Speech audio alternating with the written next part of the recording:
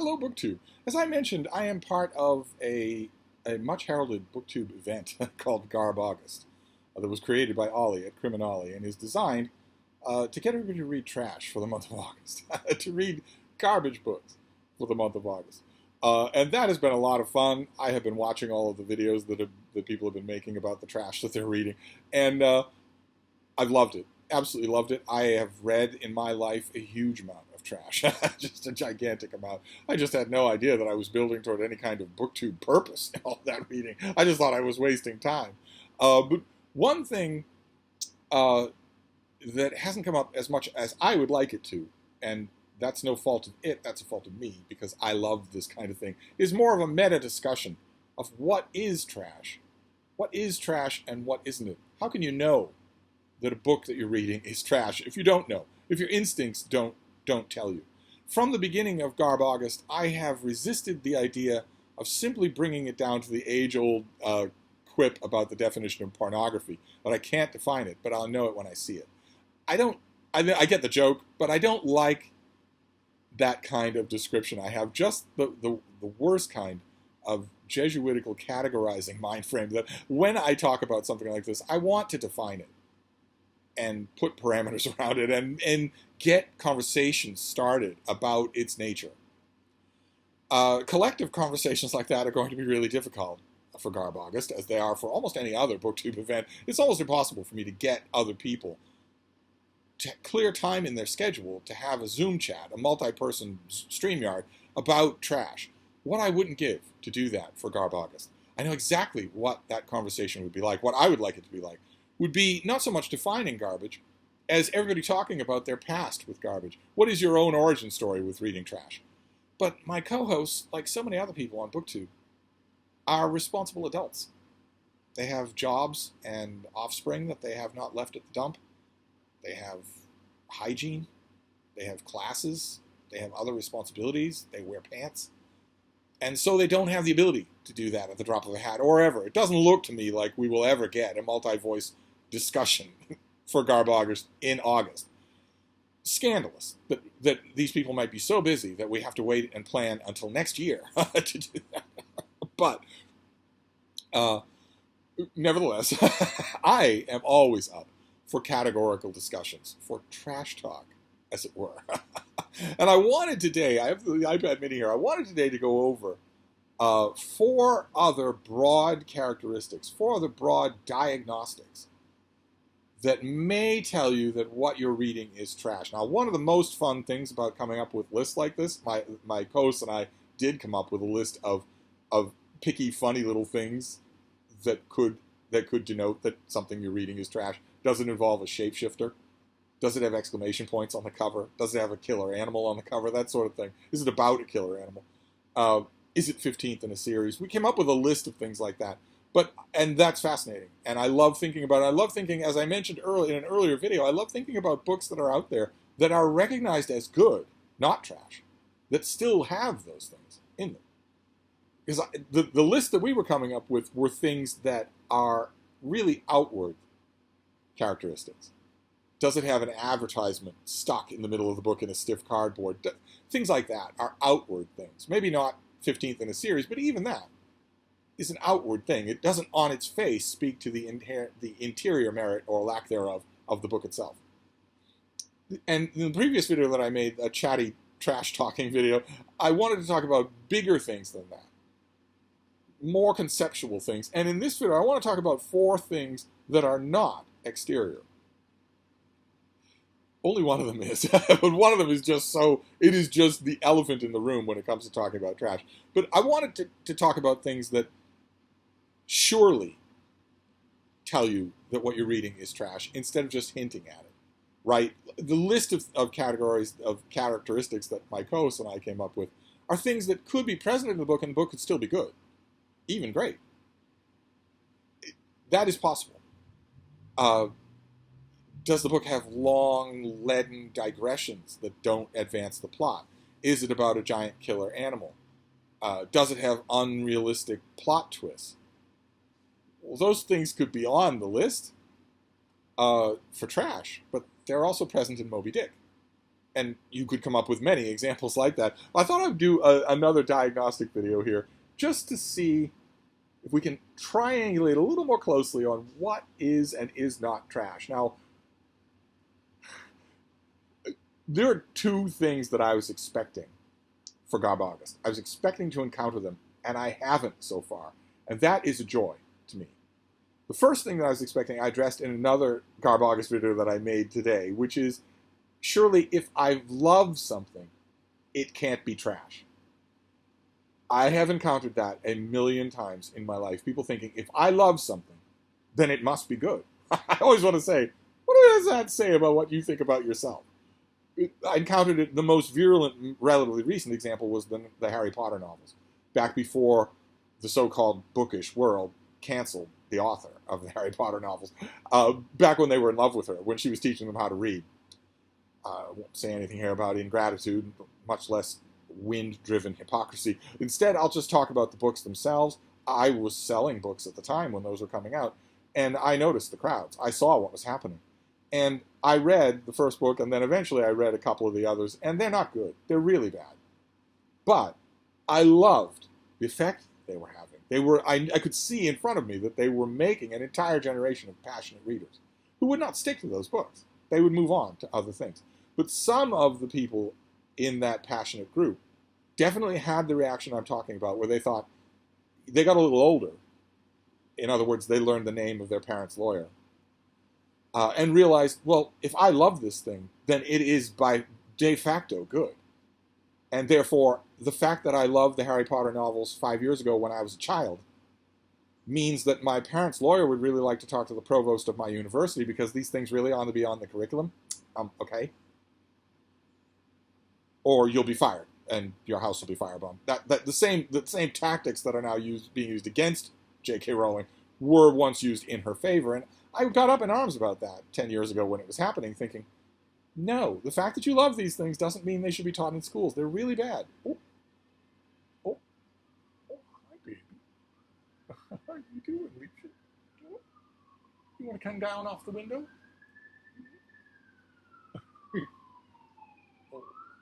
Here, you want to come down? There you go. That was one thing that I was expecting to encounter with Garb August, is people doing that. And I haven't. I haven't encountered that. I even tempted myself to do it by rereading a piece of trash that I love, which is where you're going to do it if you're going to do it anywhere, is to find something that you loved uncritically, emotionally. If you're prone to that instinct to elevate what you love falsely, that's when you'll do it. And I didn't. I didn't do it, thankfully, and neither is anybody else that I've really encountered for Garb August. And the other thing that I was expecting to encounter is the bane of my existence. I was expecting to get it right from the beginning. And mercifully, I've had almost no hint of it in Garb August. I have been encountering this particular bane of my existence forever, and it incenses me. And that is, there's no such thing as trash. There's no such thing as quality. It's all subjective. I have been hearing that the whole of my critical career as a book critic. I've been hearing that forever. I was hearing that long before I was a book critic. It's nonsense. It's fairly self-evident nonsense. It's elevating the craft of writing fiction, what's always fiction that we're talking about, to an ethereum that's occupied by no other human endeavor. So anything else that humans do, from laying down traffic cones to heart transplant surgery, can be done on a spectrum between really poorly and really well, but not writing. Oh no, not writing. Writing is all subjective. No. And you can see that those are two parts of the same organism, right? Because the only reason that you would come up with and vigorously defend a piece of nonsense like no literature can be assessed critically. It's all subjective. The only reason you would come up with an obviously nonsensical pronouncement like that, something you know isn't true, would be because of the first thing. Because it has to be all subjective, because if all literature can be assessed objectively, critically, then those things that you love in your heart, those sentimental books of yours, are vulnerable. And you don't want them to be. It's a rearguard action. The one is a rearguard action of the other. It's absolute nonsense. Literature can, of course, be assessed objectively. That doesn't mean anything other than studying the mechanics of literature. That's all that it means.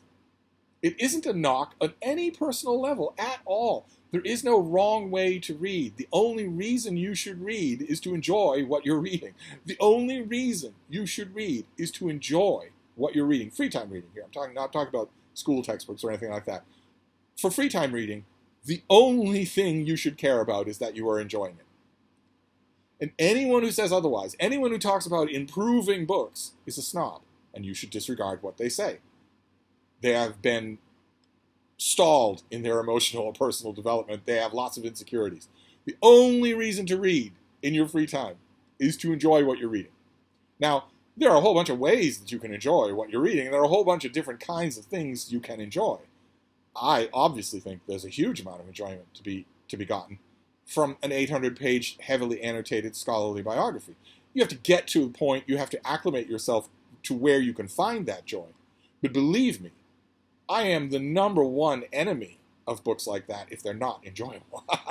I have dragged many of those kinds of books over the coals and had their publicist or their publisher or their author come to me and say, "What did you do that for? This is your kind of book." I said, no. Page count and subject matter don't make it my kind of book. If you are an author and you've written a book that is not enjoyable, you have failed. I don't care what your subject is. I don't care how serious it is. You can write about the Holocaust. If you've written a book that cannot be enjoyed as a reading experience, you have failed.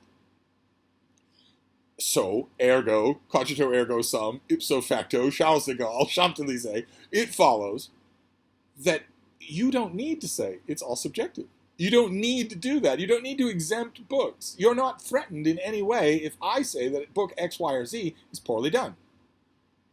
I was expecting, nevertheless, even though that's true, I get that reaction all the time. And I was expecting to get it with an event that seems designed to elicit it. And yet, Garb August has not done that. Everybody's perfectly happy, at least the people that I associate with on BookTube, in what I stupidly once referred to as our little corner of BookTube. At least those people seem to get that no one's watching here, no one's keeping track, this is not going on your permanent school record, no one's going to care if you enjoy a crappy book. A friend will not look down on you if you do that. And if the minute you know that, you can just abandon this whole nonsense of it's all subjective. Of course it's not all subjective. Of course a writer who's really brilliant will be better, doing a better job than a writer who's writing 30,000 words in 1 month. Anyway, I thought I would encounter those two things, and I didn't. I haven't encountered them yet for Garb August. Still has 10 days left. Maybe my co-host is saving the worst for last. I don't know. I don't think so. I think this is the group that I'm in. The co-host, if you go to Criminality's channel, you can see a long list of these co-hosts. And if you watch their videos, you know perfectly well that they're all able and willing and happy to read great stuff. If you're able and willing and happy to do that, then you're going to be fine not making stupid claims for garbage. I think. Usually that is the case. I have not encountered anybody really saying, but is the Executioner number 18 really garbage? I haven't encountered anything like that, thank God. But I thought we'd go, even so, I thought we'd go over some meta commentary on trash, just because for the fun of it. Just to see it's a fascinating subject. Because there's plenty of trash out there that's written by authors who know they're writing trash. So is it possible to write good trash? I think we'd all agree that it is, right? Some of my Garb August co-hosts have encountered trash that isn't good. It is, I think, easily possible to do. What's an example?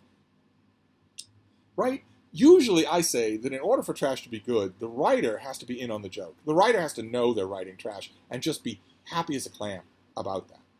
So, for instance, a writer like Jilly Cooper. You're never not going to enjoy a Jilly Cooper novel. But you're going to know right from page 1 what you're reading. It has no literary pretensions whatsoever. And the author is clearly having a ball. No pun intended for some of her books, actually for all of her books. Anyway, I have 4 categories that I want to go over. And only the first one is superficial, but in a weird way. The first question that I want to ask, if you're holding a book in your hand and you want to know, is this trash? I have questions that you can ask. And the first of those questions is, does it have a great cover? It's been my experience that the better the cover is, the worse the book is.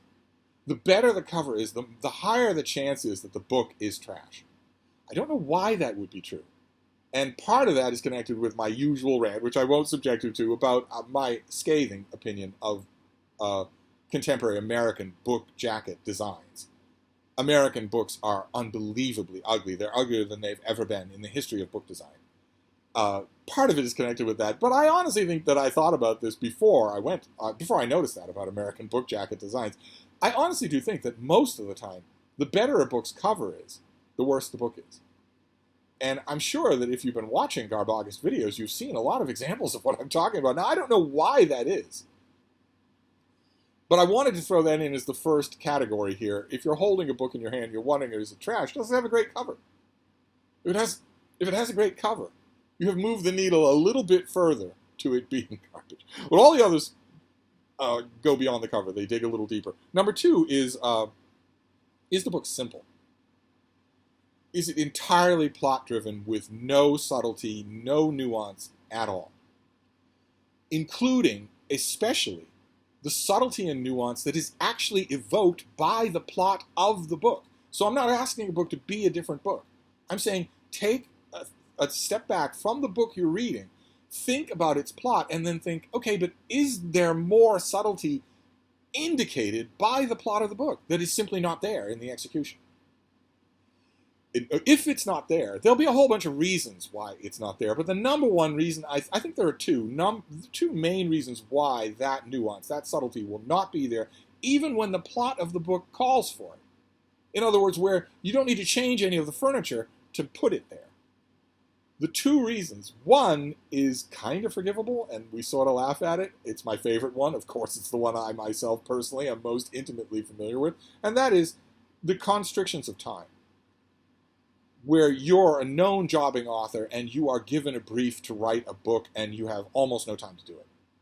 If that is true, even if you are capable of the best nuance in the world, you won't have time to put it in there. Because you won't have time to revise. So that is number one reason why it wouldn't be there. The second reason is that you might not be able to do it. As an author, you might not be able to do it. And as I mentioned in another garbage video today, a garbage-related video, they're not garbage videos. Okay? The surest way to tell if that's true with an author is if they moan and groan about how, well, the author likes my Mandrake the Magician book, so I just churn them out. But what I really want to do is a massive, really important novel about studio-era Hollywood. And then some publisher makes the dumb decision to let them write that book, and it's junk. That's when you know that the author's protestations notwithstanding, they never could have written any better than what they did. Those are the two reasons. An author who could do that subtlety, who just simply doesn't have the time, or an author who can't do that subtlety if you give them all the time in the world. And I have an exercise that I want you to think about. I wrote it down here. I have an exercise that I want you to think about to determine that. You could actually test it yourself, on yourself if you had the time. And the exercise is this. I want you to picture a 20-year-old man who is a captain in the U.S. Army. He's relatively smart, but he's no genius. He's good looking. He's athletic. And he's a captain in one of America's current wars. No need to go into specifics. You can if you want. But he's a captain in one of America's current wars. He's out on a recon mission, and an IED explodes. And the explosion, instead of shearing off an arm or a leg, shunts him to a fantasy world. And in that fantasy world,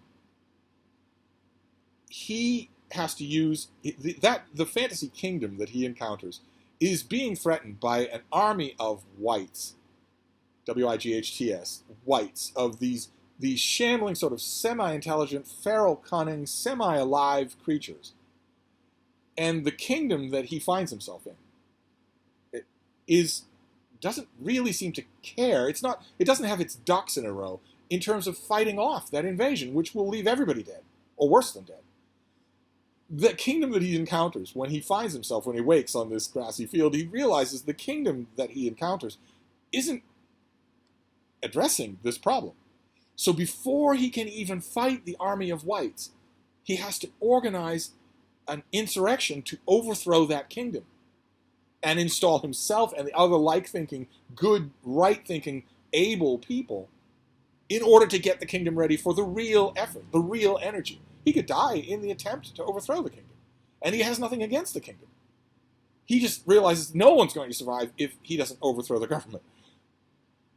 And maybe in this fantasy world, let's say his right arm, he suddenly realizes, is super strong. Not the rest of him, but just his right arm. Does that mean it was blown off by the IED in the real world? Is this all an elaborate fantasy? It doesn't matter. Let's say that is the plot. Okay? Let's say that is the plot. Just what I described to you. So in your mind, if you do any writing, in your mind you're already automatically thinking, how do I pace this? This is a fairly big story. It's got 2 huge parts to it. Is it 1 book? Is it 2 books? How do I pace it? Who are the people that he finds? The good ones and the bad ones? Is there a love interest? Is he worried about the past? Does he have to acclimate first? Does he learn the language? I have to build the world? Not just the kingdom world, but also the white world. I have to build the whole of it. So you're thinking, if you do any writing, a lot of people on BookTube write also, if you do any writing, you're automatically thinking about that. All sorts of possibilities here. And then you get the kicker. Let's say this isn't a passion project of yours. Let's say you're given that. And you're told, I need 65,000 words by September 10th. Not next September 10th. I need 65,000 words. I need you to tell that story in 65,000 words by September 10th. You need to hand in your manuscript then. Here's $25,000. We want every penny of that $25,000 back with interest on the 11th if you fail. If you succeed, you get another $25,000. Right? So that setup, there's all sorts of things you could do there. What's this guy's past? He was a loyal soldier. Let's say he was a patriotic American. Suddenly he's faced with an insurrection. He has to use government overthrowing tools, things he never thought he would do. He has to learn that world. What kind of armament does it have? What technology level is it at? What animals, what people are there magics? If there are whites, there probably are magics. Does he have to deal with them as well? What's the ruling structure? How does he, a total outsider, get to a point where he could even have a chance of overthrowing that government? How does he learn about whites? Does he encounter one before he encounters the people who aren't taking their threat seriously? All those questions are coming to your mind. Imagine what you do with those questions if your deadline, for the whole of it being done, is September 10th. And you get a sense of what I'm talking about here for a novel that is simple. Those of you who have some experience in writing will know what I know, which is that given that précis and that deadline, it is possible to write this novel in the time remaining. There are a couple of my co-hosts for Garb August who could do it. But they know, if they're honest, they will tell you the only way they could do it is to strip it down to bare essentials and never vary from those essentials. Write the simplest possible version of that book. Then you could do it. If the deadline were next September 10th, 2023, you could write a great book, a great fantasy novel, something that would be a classic if you had the talent. But if you're given a deadline of this coming September 10th and you want to get the job done, it is possible to do. But only if you strip it to bare essentials. So that's a second question that you could ask. Is the book that you just read simple? Is it doing only what it has to do to cover the territory and get you on to the next chapter? If you want to pick a famous example, we could go on all day about famous examples. That's what would make this video 3 hours. And that's what would make a live discussion really good, but I'm not sure it's ever going to happen. But if you want to pick a really famous book where the possibilities are for subtlety, for nuance, are built into the book, they're there in the book, but the author simply doesn't do them. You need look no further than The Godfather by Mario Puzo. In Puzo's case, it was that he did not have the ability to do it. He had all the time in the world. He didn't have the ability to do it. Never. No matter what he said, no matter how many people he gave tired old anecdotes to, he was not a talented writer. But the framework of the book that he created for The Godfather, a much more talented writer could have written the hell out of The Godfather. The movie is honored, but the book could have been every bit as honored. Imagine what, for instance, at the height of his powers, Ed McBain could have done with the novel of The Godfather. Imagine what he could have done. Imagine what, what's another name? Donald Westlake. Oh my God. Or Elmore Leonard. Imagine what they could have done with just the material that is in the page on The Godfather. Oh my God. When you imagine that, you immediately realize that what you're dealing with the novel of The Godfather is simply an author who can't do it. Now, let's say you're an author who can do it. Even if you're given that kind of stricture, 65,000 words by September 10th, you won't do it. So that's another example. The novel that you just read, is it simple? Did it have a whole bunch of potential that it did not pursue? That might mean it's trash. Usually novels like that are trash, even if they're enjoyable. Then the next thing that I came up with here is the book fundamentally unbelievable? Now, trash novels tend to push the envelope. They tend to rely rather heavily on your willing suspension of disbelief. But usually they will temper that at least a bit. Is the novel that you're reading simply unbelievable on its own terms? And here, to show that I'm showing fear or favor, I will pick what is perhaps my own favorite trash novel, Steve Alten's novel Meg, in which a giant 60-foot albino megalodon that had been living at the bottom of the Marianas Trench all this time finds a way to come to the surface, even though the change in pressure should pop it like a balloon. Steve Alten comes up with a way to get his Meg to the surface. And suddenly, there's this giant 60-foot killer shark roaming Earth's oceans. And it's not like it's hard to spot, right? Because it's hunting near the surface, and it's an albino. It's been living in complete darkness for its whole evolutionary span, I guess. So it's easy to see from a mile away that this whale-sized animal is bright white, just under the water. And it's killing whales. It's eating whales. It's attacking things left, right, and center, and it needs to be stopped. And in the course of the novel, of course, the plucky marine biologist who had a traumatic encounter with a Meg years before is the guy who eventually stops it. But that's completely unbelievable. That's inherently unbelievable. The minute this thing was seen, the minute a submarine-sized animal attacked a submarine, some nation with a seagoing navy would destroy it. They would locate it and destroy it. It would be easy to locate and easy to destroy. It wouldn't involve a heroic marine biologist, and it wouldn't involve his fossilized megalodon tooth. It wouldn't involve anything like that. There wouldn't be any jump scares. It would be a national threat. It would be taken care of in a day. So that's a question to ask. When you're reading a book, is it unbelievable? No, I'm not meaning to make a killjoy out of this. I don't want you to. You can still read and enjoy a book that is unbelievable. But if the book you're reading is just on its face unbelievable, probably it's trash. That's at least a strong indication that it's trash. It's not always dispositive, right? The basic plot of The Man in the Iron Mask is about as unbelievable as it gets. I would argue that the basic the basic backdrop of Moby Dick is likewise unbelievable for the same reason as I just said about Meg. Meg and Moby Dick are about the same size. They're both albino. But they'll both be easy to spot. Maybe the technology is better now, but Moby Dick in the book isn't shy either. So he would certainly have been harpooned to death long before Ahab gets to him. And there are others. There are other examples from canonical literature where you can step back from it and say, all right, it's really good, and I've been reading it for a long time. Think of the ending of The Winter's Tale by William Shakespeare. You can step back from it and say, okay, it's really good, and I love it, and it's taught in schools, and there's brilliance here. But the plot is unbelievable. Okay. So there are other factors involved, but what if that's all there is? What if the whole book is generated on a giant prehistoric killer shark? That is totally unbelievable. That wouldn't get anywhere.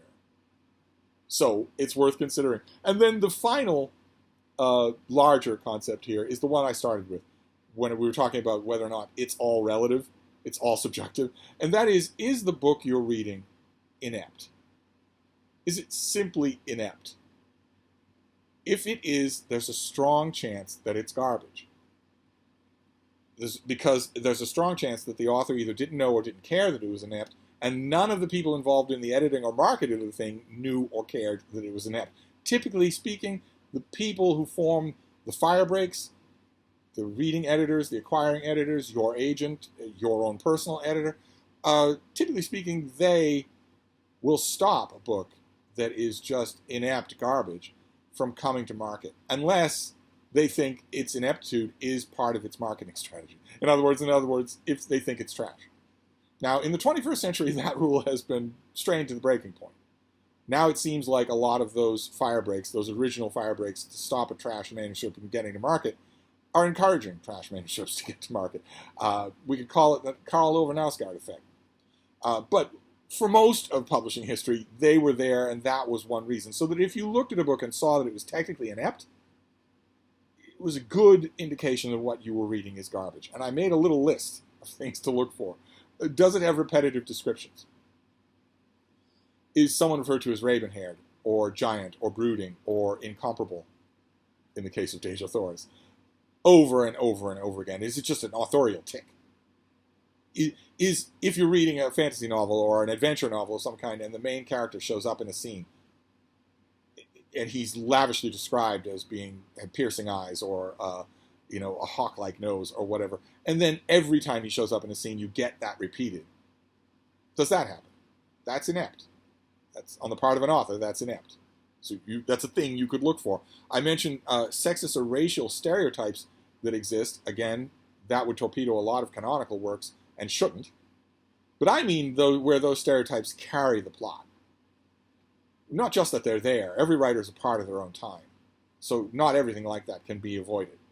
No matter how virtuous a person you are, no matter how bright blue your checkmark is on Twitter, not all of that can be avoided. I have mentioned many times on this channel that the most self-proclaimed virtuous virtue signalers on Twitter right now in 2022 will be excoriated by readers in 2032 or 2232.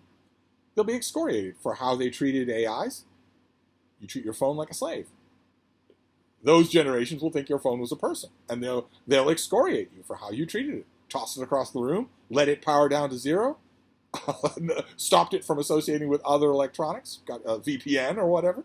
They'll look back and think that was horrific, to say nothing of what those later generations will think about how you treated non-humans.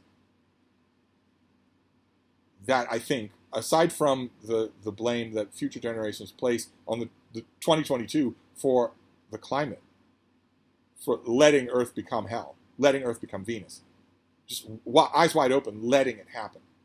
Aside from that, those future generations will look at the present generation that thinks that butter doesn't melt in its mouth and say, how on earth did you treat animals the way you do? Non-human animals. It's a scandal, worse than anything attributed to human beings. Any war, any pestilence, any ethnic-wide genocide, it's 10 times, 100 times, 1,000 times worse than any of those in terms of blood and cruelty.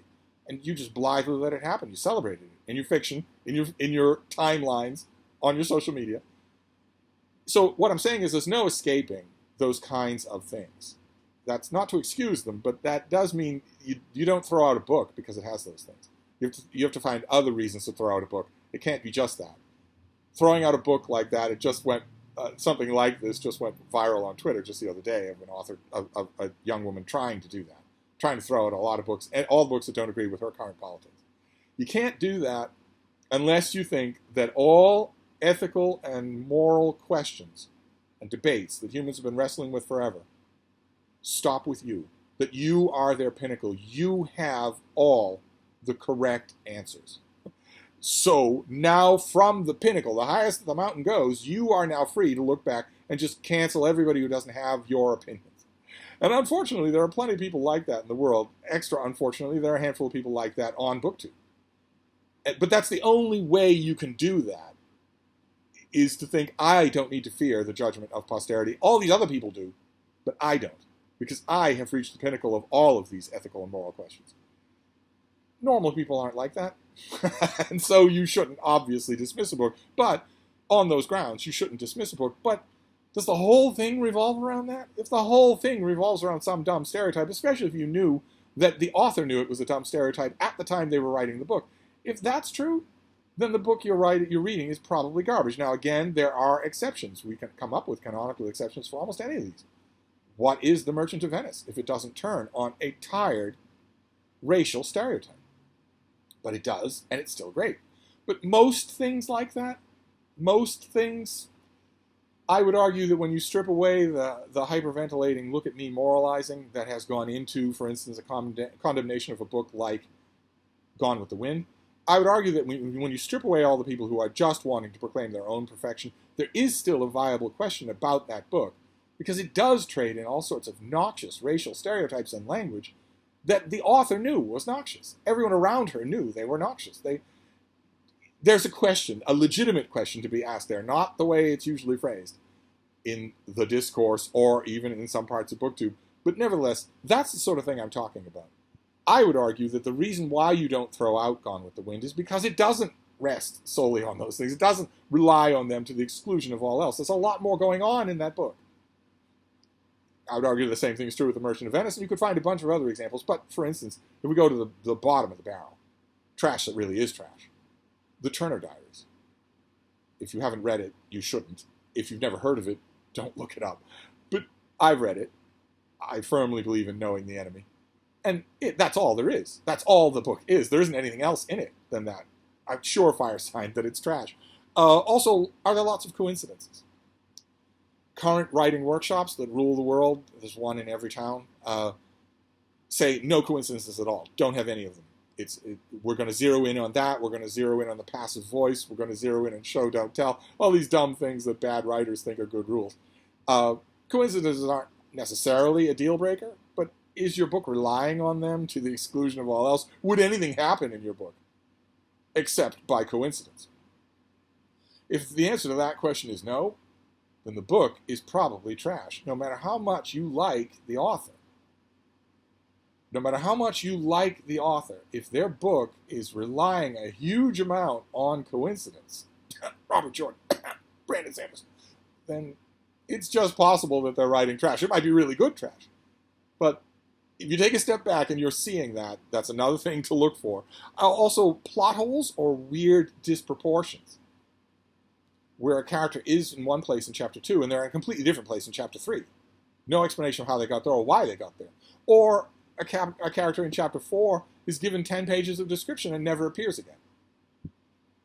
In ye olden times, in the 20th century and all the centuries before it, that was a hallmark sign that the person writing the book was writing it under time constraints and therefore could not revise.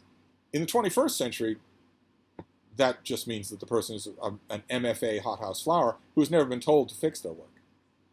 Or if they were told to fix their work, they were told that by an unassuming professor.